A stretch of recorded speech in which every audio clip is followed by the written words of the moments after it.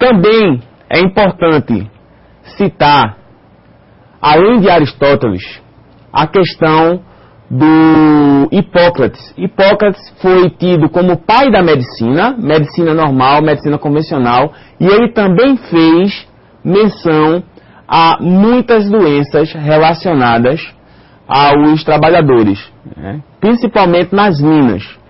Então essas figuras citadas, Bernardino Ramazzini, Hipócrates, Sócrates, nós temos outros, Plínio o Velho, antes de Cristo, Galeno, Paracelso, Geórgios Agrícolas, todos têm fundamental importância no decorrer, né, e nessa escada, que eu costumo falar, um degrau, passo a passo, que a segurança vem trilhando, né? Hoje nós temos aqui no Brasil uma segurança evoluída, podemos dizer que é evoluída. O Brasil, por volta de 1970, ele era tido como campeão mundial de acidentes do trabalho.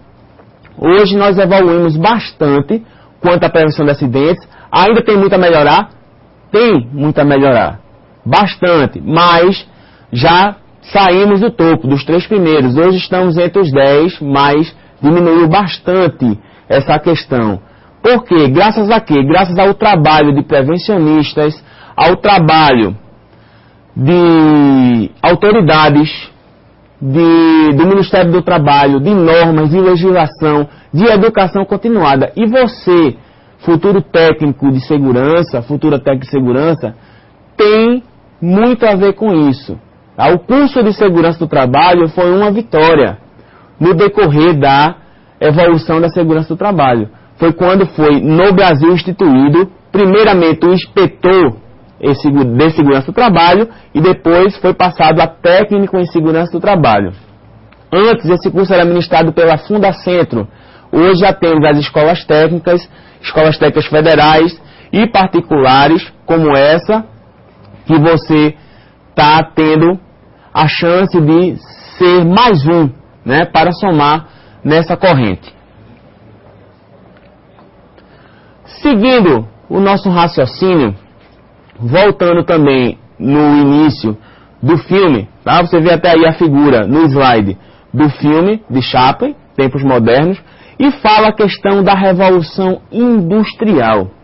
A Revolução Industrial, meu caro aluno, ela tem fundamental importância, eu volto a frisar, você vai sempre observar eu falando essa palavra, fundamental importância na escalada da segurança. Por quê? Costumo dizer que ela é o marco, é o divisor de águas entre o velho e o novo no que diz respeito à prevenção de acidentes e segurança do trabalho.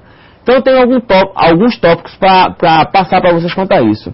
No início de tudo, na Revolução Industrial, antes da Revolução, o trabalho artesanal, onde o homem era detentor de todo o processo, dá lugar a um processo industrial com profundas modificações sociais. Tá? No início de tudo, começou a existir a questão do capitalismo, começou a existir a questão da força de trabalho, do capital e do trabalho.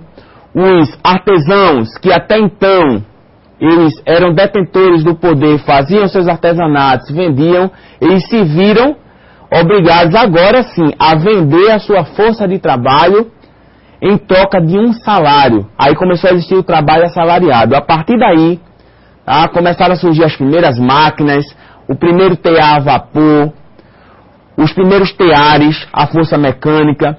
Então, por volta de entre o século aí, 1700 e 1800, que foi o cume principal, né, que começaram a surgir as primeiras fábricas, principalmente na Inglaterra. A Inglaterra, ela é a precursora de toda a Revolução Industrial e também, não por que dizer, de toda a questão da segurança e medicina do trabalho, tá? Começou na Inglaterra. A preocupação com a força de trabalho e com as perdas econômicas suscitou a intervenção dos governos dentro das fábricas. Foi aí que começaram a surgir as primeiras leis, foi aí que começaram a surgir as primeiras normas.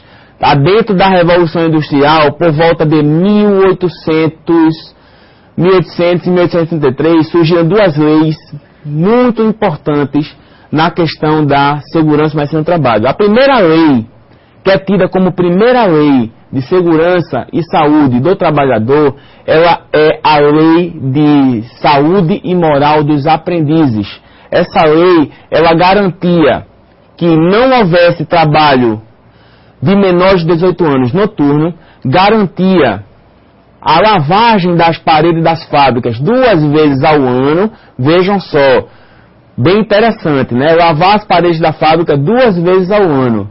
Como seria esse ambiente de trabalho, né? Que foi obrigatório lavar 2 vezes por ano. Obrigava também a questão da ventilação, tá? Que as fábricas eram tidas como cubículos fechados.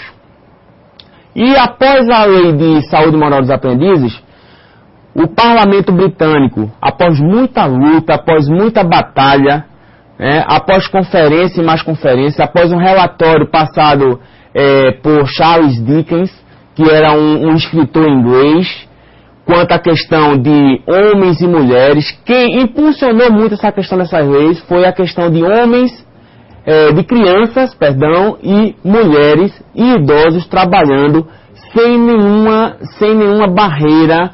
Então, crianças mutiladas, mulheres mutiladas. Então, isso chamou muita atenção das autoridades e das pessoas de nível, tá? da mídia também na época, e começaram a surgir as primeiras normas. Então, o Parlamento Britânico, em 1833, promulgou a primeira lei que nós podemos falar, a primeira lei eficiente. A Lei dos Aprendizes, Saúde e Moral dos Aprendizes, foi a primeira lei que não surtiu muito efeito por conta de pressão dos empregadores, e ela não surtiu muito efeito. Mas a Lei das Fábricas, promulgada em 1833, também tida como Factor Act, né, Lei das Fábricas, ela foi tida como a primeira lei eficiente. A partir dela, começaram a surgir leis substitutas mais eficientes, e a partir daí começaram a ver realmente a importância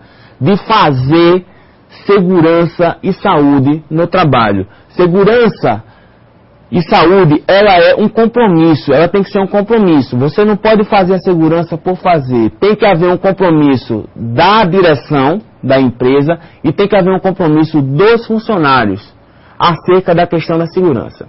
Então, voltando para a lei das fábricas, ela atestava, né, que teria que ter um exame médico para todas as crianças que fossem trabalhar. A criança menor de 9 anos, né, parece até engraçado, mas a criança menor que 9 anos não podia trabalhar, e quando fosse criança, teria que o médico atestar que a idade cronológica dela batia com a idade física, senão essa criança não poderia trabalhar. Então, dentre as alterações que a Lei das Fábricas bateu, tá, foi a questão da idade das crianças.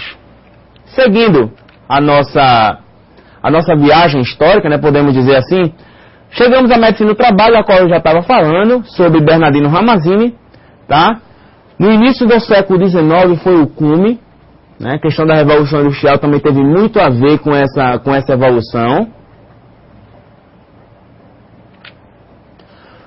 Surgem os médicos de fábricas, podemos citar Dr. Charles Baker, que foi o primeiro médico de fábrica, ele que foi solicitado por uma tecelagem na Inglaterra e começou a marcar e a mapear os lugares de risco e ver a questão de relação de doença dos trabalhadores. A primeira lei de saúde, como eu já havia falado, a lei das fábricas, começou a surgir, a lei dos aprendizes, dentre outras leis. E aí, a medicina e saúde do trabalho tinha seu marco inicial, né, tendo Bernardino Ramazzini como o seu pai, né, o seu percursor.